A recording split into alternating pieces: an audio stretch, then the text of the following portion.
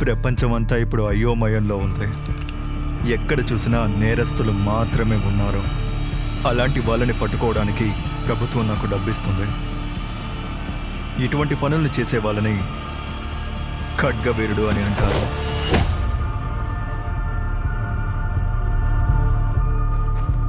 చాలా మందిని నేను ఈ ఖడ్గంతో చంపేశాను, నలుగురిని తప్ప.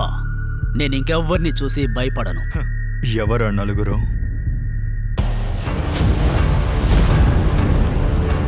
మరణం లేని ఆ నక్క, తంత్రయుక్తులు తెలిసిన ఆడదే, దారుణమైన గుడ్డివాడు, తెల్లటి జుట్టుతో ఉన్న పెద్ద ఆయన. ప్రశ్నలు వేయకుండా మా పని మేం చేస్తాం.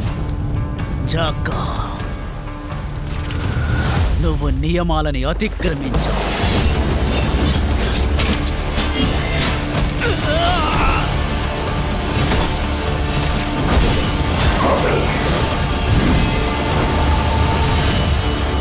అంటే మీరు వెతుక్కుంటూ వచ్చింది నన్నేనా?